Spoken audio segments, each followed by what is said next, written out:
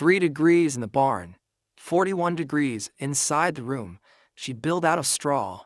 Those two thermometers were less than 6 feet apart. The first hung on a nail beside a rusted tack shelf where the air moved freely through cracks in the old boards.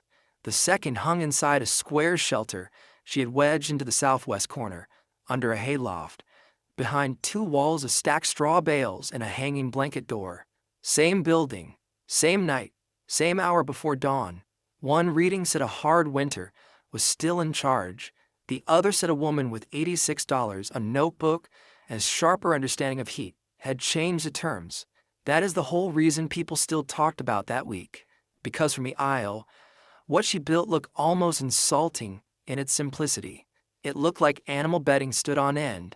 It looked temporary, clumsy, maybe a little desperate. And yet when the county took its coldest 7-day stretch of the season, when freezing rain turned to iron and every loose hinge in that barn snapped and complained in the dark, the warmest human-made place on that property was not the farmhouse, not the pickup with the engine running, not the office with the space heater. It was a room in the corner, built by a woman most people assumed had run out of choices. Her name was Lena Mercer, and 9 days before that reading, she had been told to leave, not next month, not when the weather broke, not after she found something else. In January, the room she rented above a shutter bait shop had been sold along with the building, and the new owner wanted everything emptied fast. He was not theatrical about it. People like that rarely are. He spoke in flat, practical sentences, as if his urgency were simply reality and her life around it was weather. Lena had missed 1 week of rent after holiday cleaning hours were cut at the motor lodge outside town. She had meant to catch up. Then her battery failed. Then one thing became 2 things, and 2 things became a kind of arithmetic that strips a person down to whatever can still be carried by hand. By the afternoon, she hauled her duffel bag and 2 plastic totes to the parking lot. The sun was already low and white. Her breath made a thin cloud. Her mattress had nowhere to go. Her car would not turn over. The temperature was supposed to drop into the teens that night, and lower after that. The forecast people on the local station had begun using the phrase ice week, not because that was a formal weather term, but because language bends toward what feels memorable when trouble is coming. Drop a comet. What would you have done that first night? Lena did not have family nearby in the sentimental sense people mean when they say that. She had relatives in 2 counties and old numbers in her phone, but no one with a spare room that did not already carry its own strain. There was, however, one place where she was known well enough to be offered the kind of mercy that arrives without softness. Otis Bell let her use the barn corner. Otis had run dairy cattle years earlier, before the herd was sold off and the place turned half retired, half useful, the way many old farms become. Lena had done odd jobs there in winter for 3 seasons, mucking stalls when horses were in, fixing torn feed sacks, stacking shavings, helping during calving when Otis's knees flared and the younger men were late. She was not family. She was not even permanent, but she was dependable, and on a cold day that can matter more. He stood in the big doorway with his cap pulled low and listened without interruption while she explained the room was gone, the car was dead, and she just needed somewhere not fully exposed until she could get planned together. "You can take the southwest corner," he said. Out of the loft drip. No fire, no candles, no nonsense. Few nights. Few nights. That was the kind of permission winter gives. If she had simply laid blankets down in that barn and called it shelter, she would have been in trouble almost immediately. People who do not spend time around old agricultural buildings imagine a roof means protection. In deep cold, it often means something much harsher, a giant chamber of shadow where wind is reduced but not defeated, where damp climbs slowly out of ground and timber, where cold metal radiates through the dark, and where empty volume keeps every bit of human warmth too diluted to matter. A barn is not a room. It is a roof over moving air. Lena understood that almost before she set her bag down. She had learned it the boring way, which is usually the real way. Years of winter chores. Years of watching which bucket rims ice first, which stall corners stayed dry, which board sweated when bodies were near them, which feed rooms held a little heat after dusk because the space was small and the draft were broken. She knew the difference between hay and straw well enough to correct people without sounding superior.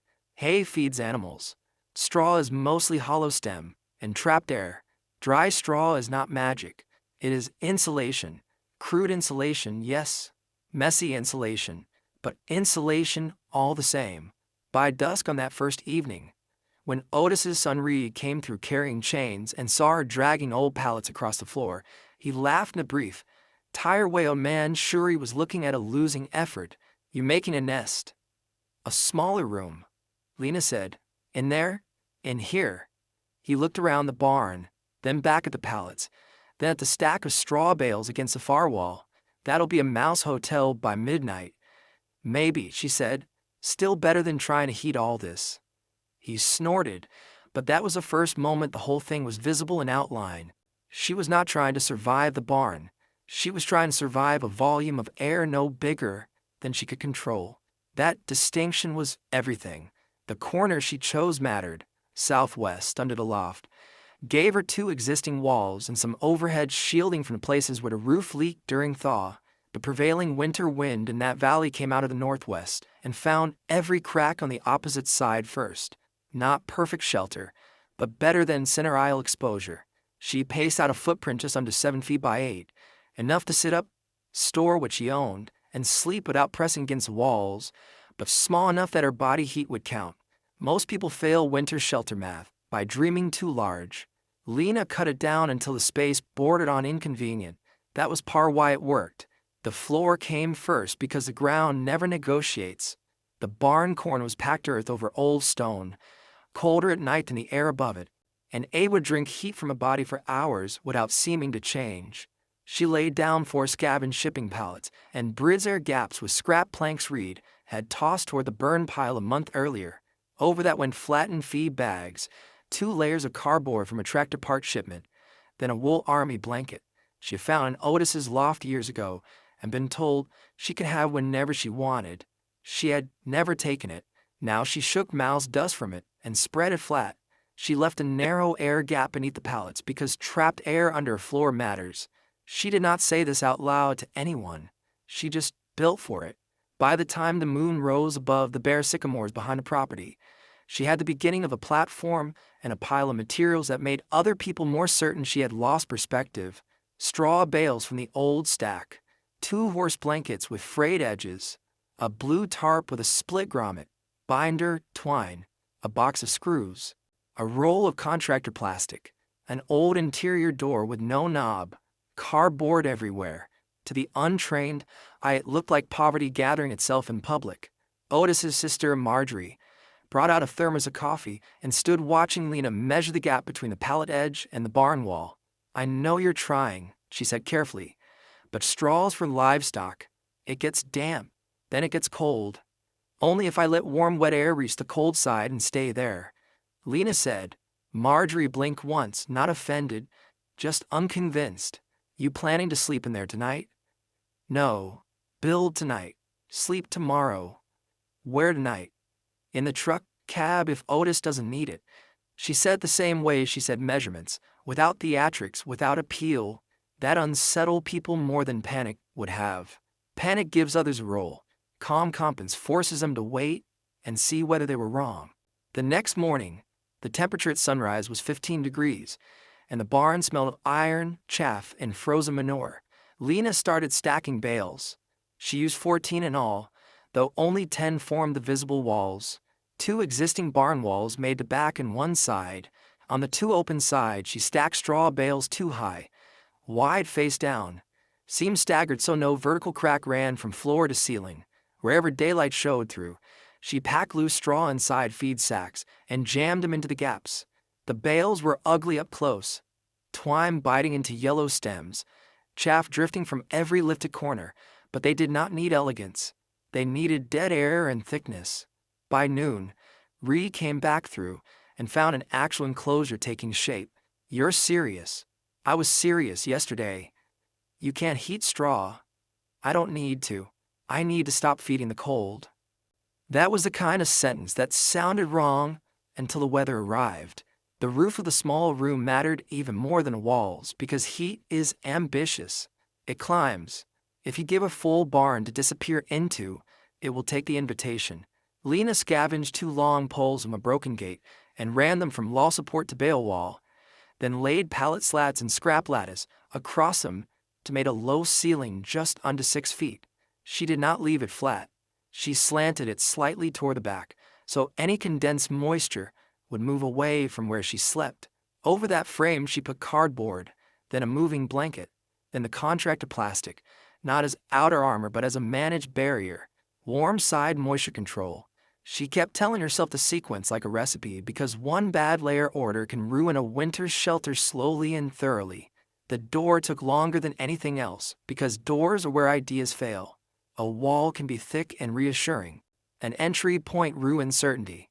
Every time it opens, the space must recover. Every gap leaks. Every loose flap lets convective current do what it was born to do. Lena solved it without money by making 2 doors instead of 1.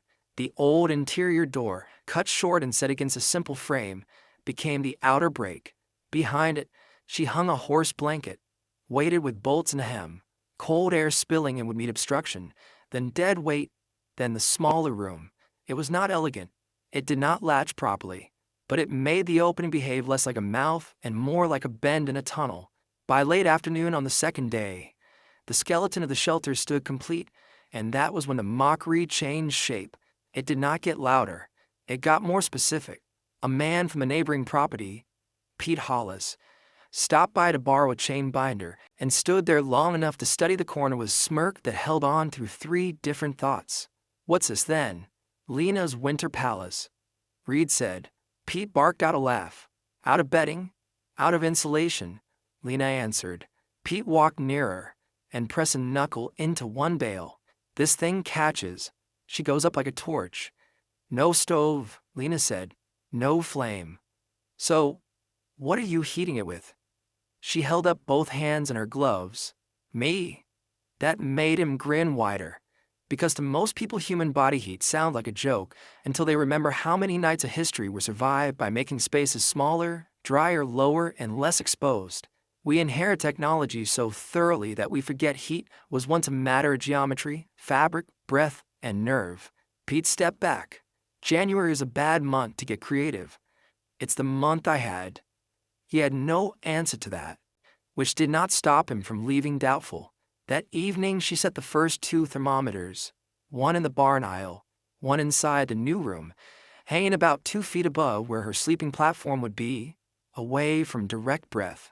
She wanted proof, not comfort. Proof disciplines fear.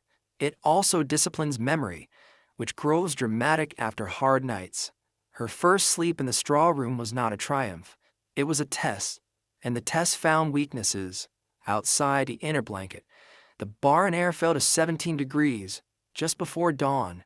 Inside, her shelter bottomed at 29. That was a 12-degree gain. Enough to matter, nowhere near enough to relax. Her breath dampened the inner plastic overhead. By 2 in the morning, a faint cold drip touched the corner of her sleeping bag. The floor held, the walls held, the ceiling needed rethinking. At sunrise, she wrote the numbers in a cheap spiral notebook. Barn, 17. Inside, 29. Condensation overhead. No frost on bedding. The water bottle slush, not frozen. She underlined the last line twice. Then she got up and made changes. This was the part almost no one saw coming. They expected one desperate build and then stubbornness. What they got instead was iteration, measured adjustment. A person who treated hardship like a design problem instead of a verdict. She slit the contractor plastic at the back upper corner and created a control vent no wider than 2 fingers, shielded on the outside by folded cardboard, so wind would not drive directly through. She pulled the ceiling down another 4 inches over the sleeping end and added a suspended cotton sheet under the plastic to catch and buffer moisture from her breath. She stuffed more straw under the pallet platform. She rolled spare clothing into a draft snake and blocked the threshold gap beneath the blanket door. Tiny decisions, boring decisions, the kind that separate survival from storytelling. The second night, the difference widened.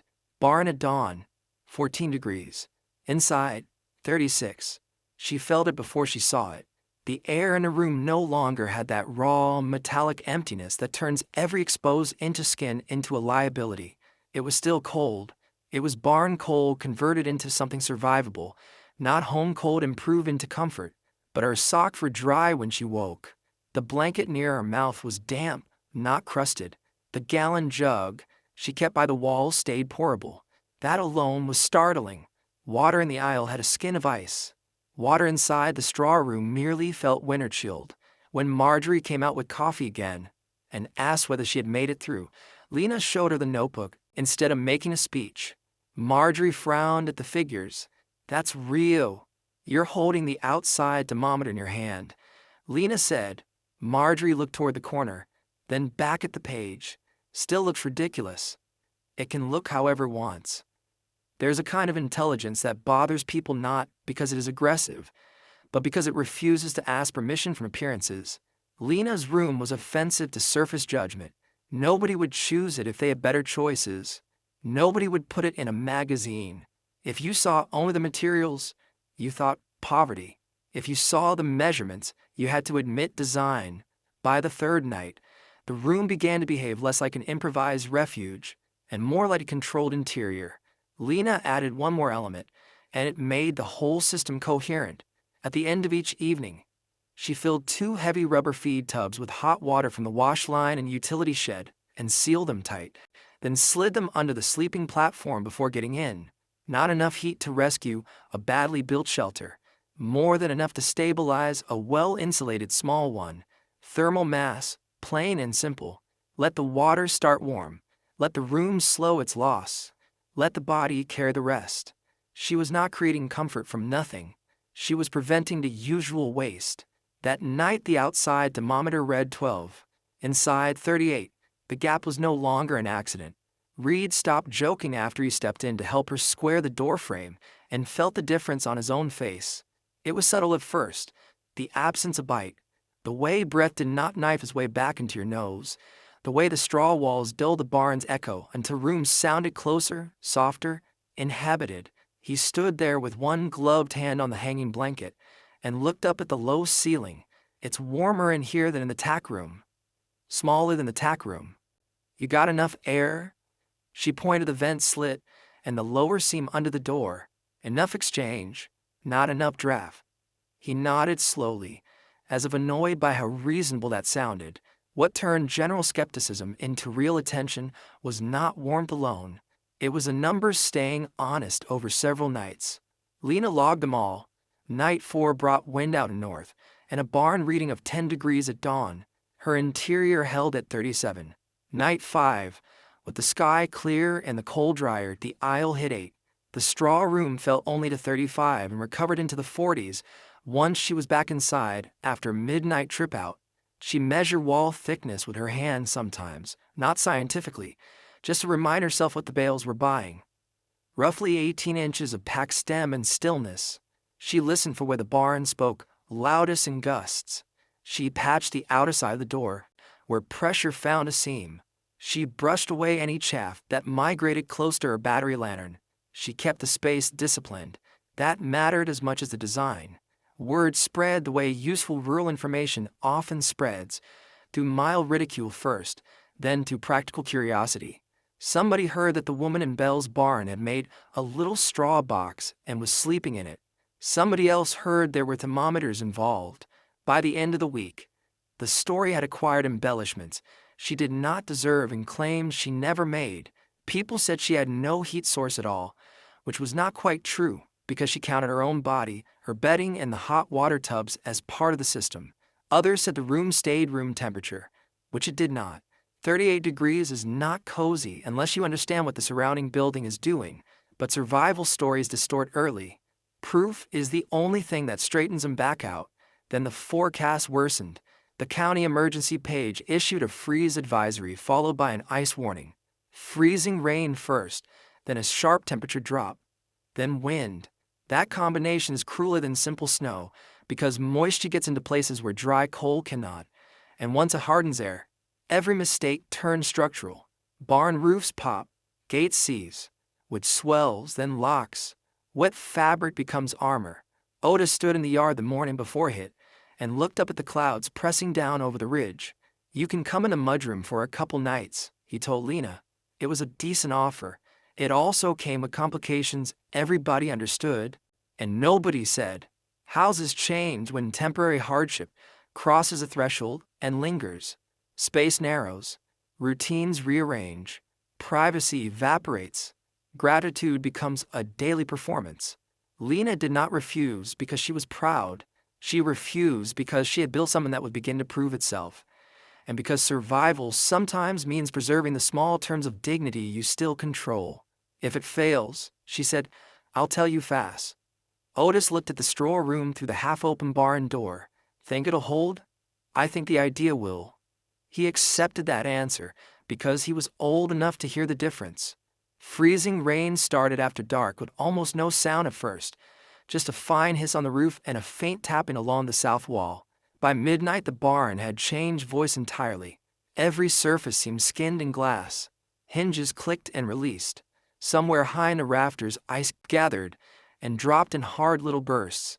The aisle thermometer sat at 26, then 23, then 19. Moisture is dangerous not merely because it chills the air. It finds routes. It carries cold into fabric, down walls, through seams. If Lena's design had depended on dry powder snow logic, the shelter would have failed that night. Instead, the outer straw darkened slightly where humidity touched it, while the inner side stayed pale and dry. The plastic above vented moisture outward instead of letting it settle over the bed. The hot water tubs on the platform released their stored heat slowly enough that the air never collapsed. She woke twice to listen. That is one of winter's ugliest habits. It teaches you to measure safety by sound. The room gave off none of the noises that signal surrender. No drip over the sleeping end. No wet rustle in the walls. No ice stick forming inside the threshold. At dawn, the barn was 19. Inside her straw room, it was 39. That was the morning Reed stopped smirking entirely. He had come in to break up ice in the horse troughs and found Lena sitting on the pallet edge pulling on stiff outer boots, while the room's little thermometer fogged faintly from her breath. 19 out here, he said. She held up the notebook. 39 in. He leaned to the blanket door and stayed there longer than he meant to, looking at the cotton layer on the roof, the stacked crates holding her food, the neat roll of dry socks on the twine line, the water jug still liquid. It shouldn't be that different. It is. He touched the straw wall and pulled his hand back, as if expecting more mystery from it than rough stems. Dad's going to see those numbers. Then show him. The second day of ice week was worse. By afternoon, the rain had stopped and the temperature fell with terrifying speed. Every wet surface on the property hardened in place. The lane became a silver track. Fences shone white. The barn doors had to be kicked open from inside because the bottom edges had frozen to the ground. Wind arrived after sunset and worked through every crack the storm had prepared for it. This is where old buildings lose their dignity. They groan, complain, and reveal how long they have been surviving on habit. The barn aisle fell to 11 degrees before midnight. Inside the straw room, Lena recorded 38 at the same hour and 40 after she'd been sleeping for a while. Warm pooled low, right where it mattered. Not luxury, not a fairy tale.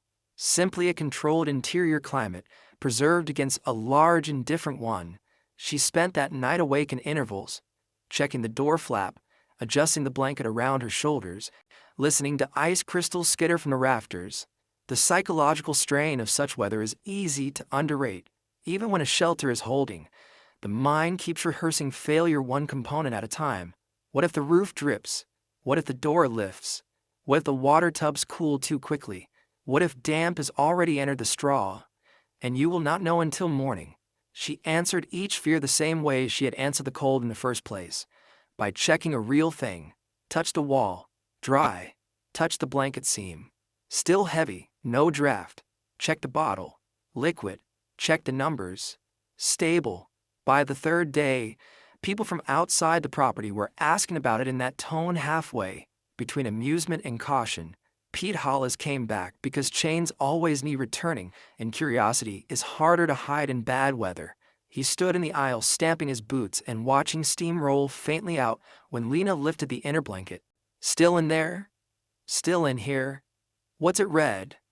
She held the thermometer toward him. Barn, 13. Inside 37. Pete stared long enough for the math to land. Then he looked at the materials again, trying to reconcile his original judgment with a reality, now refusing to be embarrassed. All from that. From making the space small. From keeping it dry. From breaking the draft. From not heating what I don't need. He rubbed his jaw and gave a short laugh, but it had no ridicule left in it. I told my wife this thing would turn to a cold sponge.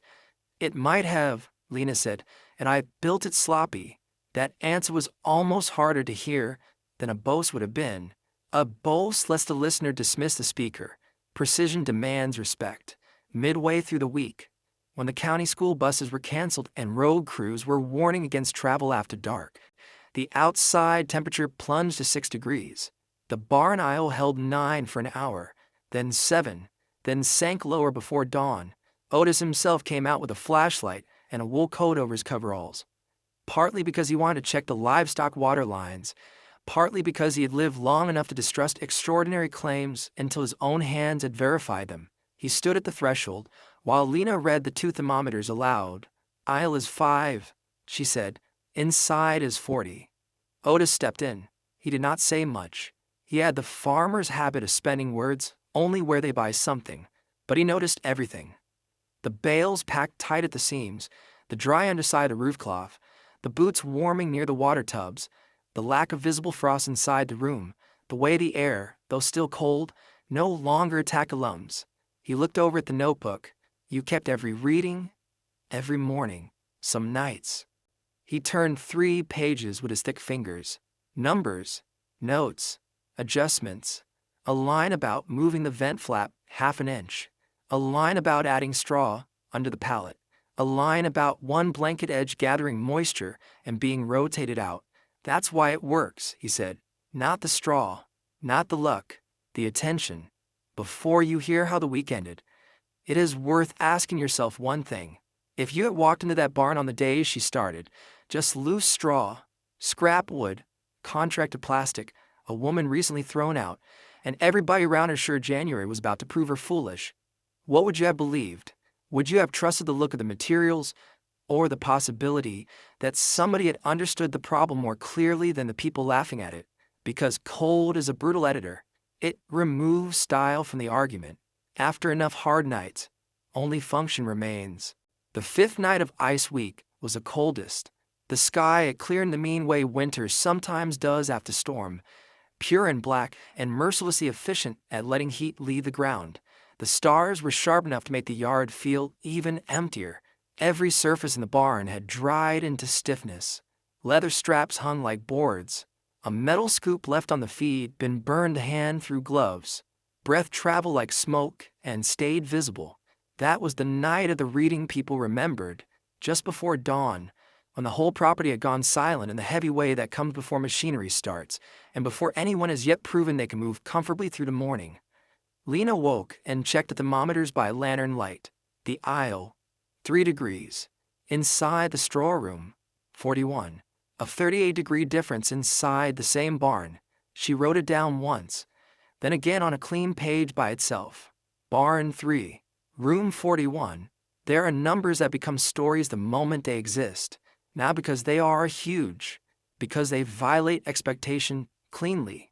41 degrees is not beach weather, but in a barn at 3 degrees, it is a difference between endurance and collapse, between waking functional and waking diminished, between liquid water and ice, dry fabric and frozen cloth, rational thought and the mind-numbing fatigue of prolonged cold stress. When Reed came through half an hour later with an armload of split kindling for the house stove, Lena simply handed him the notebook. He read the page, read it again. Then he stepped into the room and closed the inner blanket behind him. For a few seconds, he said nothing at all. The silence was almost ceremonial. You got 41 in here? At dawn, with no heater, with insulation, with seal volume, with hot water under the platform, with me in it. He let out a slow breath and looked upward at the low roof. Frost glittered on the outer barn wall, beyond the bales. Inside the room there was none. That's, he stopped. Perhaps because any sentence started with that would have had to end in an admission. It's warmer than my truck cab. That was when the social reversal began. Not with applause, not with some dramatic confession, but with the collapse of casual dismissal. Once a skeptical person says a number out loud, the joke is over. By midday, Pete was back, this time without the old grin, bringing a bag of oranges Marjorie had sent and pretending he was merely passing through. He asked to see the setup again. Reed showed him the vent slit. Lena explained the double door break. Otis pointed with his flashlight at the stagger bale seams and said she didn't give the draft a straight shot. Pete nodded like a student at a gate, absorbing not just that it worked, but how.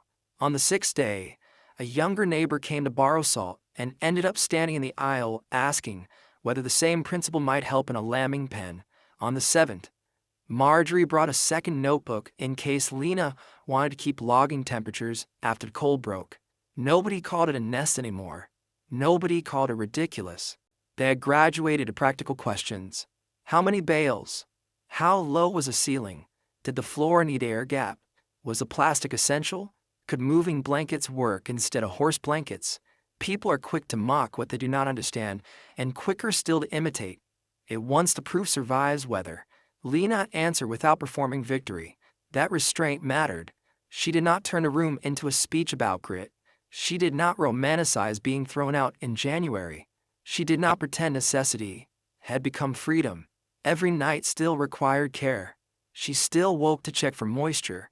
Her shoulders still ached from hauling water. She still had no stable address. But one kind of danger had been reduced, and reduced by her own thinking that has its own moral weight. Later, when the road reopened and the first week thaw began to soften glaze on the fences, Otis helped her get the car battery replaced. Marjorie made calls. Reed asked around at the machine shop in town about a part-time inventory job they needed filled. Because somebody had quit after deer season, life did not transform in a cinematic sweep. It shifted the way real life shifts. Through a series of small improvements made more possible because a person survived a week in front of her, the straw room stayed up another 11 days. That detail matters because it was not merely an emergency stunt that worked once under ideal conditions. It became a functioning temporary shelter until Lena could move into a rented back room over a feed store warehouse in the next town. She dismantled the room herself. The bales went back to practical use. The pallets returned to the barn wall. The horse blankets were shaken out and folded. When the corner was empty again, only a faint rectangle in the dust and a few pieces of baling twine marked where it stood. But by then the argument had already moved elsewhere. It lived in the notebook. Page after page of pair temperatures, aisle and room, cold and response, observation and adjustment. There is something quietly devastating about written proof from a person others underestimated. It leaves less room for charity in the retelling. No one can later claim they knew all along. No one can smooth the discomfort away by saying it was common sense if at the time they had been standing there laughing at straw. Lena kept the notebook for years, not as a trophy, more as a record of 1 week in which knowledge took the place money could not. She understood what the public version of the story missed. People admired the straw because straw was visible. They admired the contrast because numbers are memorable. But the deeper thing, the harder thing, was attention. She had watched where draft traveled. She had cut the ceiling lower when the first night proved too generous. She had vented moisture instead of sealing herself into dampness. She had raised the floor, broken the doorway, added thermal mass, measured, corrected, measured again. The room was not warm because it was made of humble materials. Humble materials by themselves are nothing. The room held because she built around losses before losses could build around her. That distinction is easy to forget when a story gets passed around by people who prefer romance to mechanism. Yet mechanism was the mercy here. Mechanism and nerve. Even the phrase straw room inside a barn corner sounds almost childish until you sit with what it really means. Not camping, not rustic charm, not some back-to-the-land affectation. It means a person being narrow by winter until only certain facts remain. She needs a floor not to steal her heat. She needs a wet air to leave before it becomes frost. She needs a space small enough to matter and large enough to breathe. She needs a door that fails slowly rather than all at once. She needs to wake up with fingers that still answer her. She needs water she can still pour. And she needs all that without enough money to solve the problem in a modern preferred way, which is to buy distance from it. So she built a room the cold had to fight properly. That may be why the story lingered, not because it was grand, because it was exact. People still talked about the first time they stepped inside. The sensation was not tropical heat. That would have turned it into fantasy. What struck them was the absence of violence.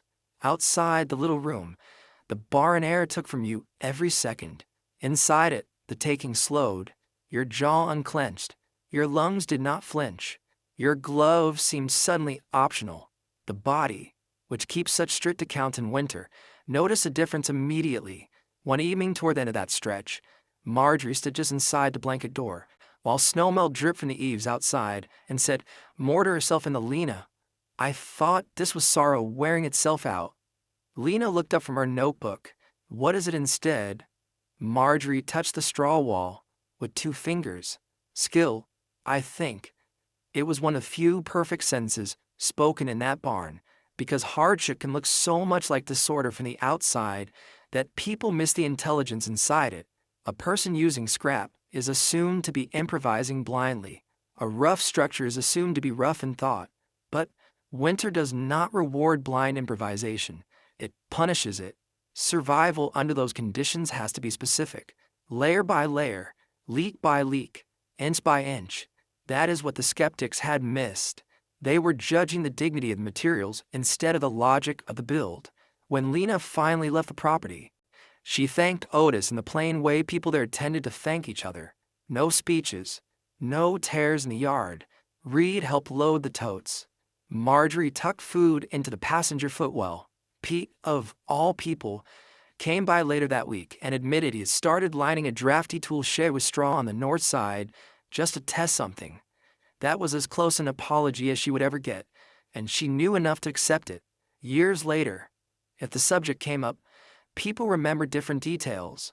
Some remembered the look of the little room, tucked under the loft like a thought no one else had respected yet. Some remembered the smell, dry straw, wool, cold timber, the faint mineral scent of hot water cooling in rubber tubs. Some remembered how embarrassed they felt after the numbers began stacking up in her favor. But everybody remembered the reading from the coldest dawn, 3 degrees in the barn, 41 inside the room. That was a line winter itself drew between opinion and proof. And maybe that is why the story still holds. Not because it flatters us with lessons about toughness, but because it reminds us how often competence arrives in forms people are tempted to dismiss. A corner of a barn, old pallets, 2 horse blankets, 14 straw bales, $86. A woman recently pushed out of one life, refuse and freeze while the next one had not yet opened. Nothing about it looked impressive at first.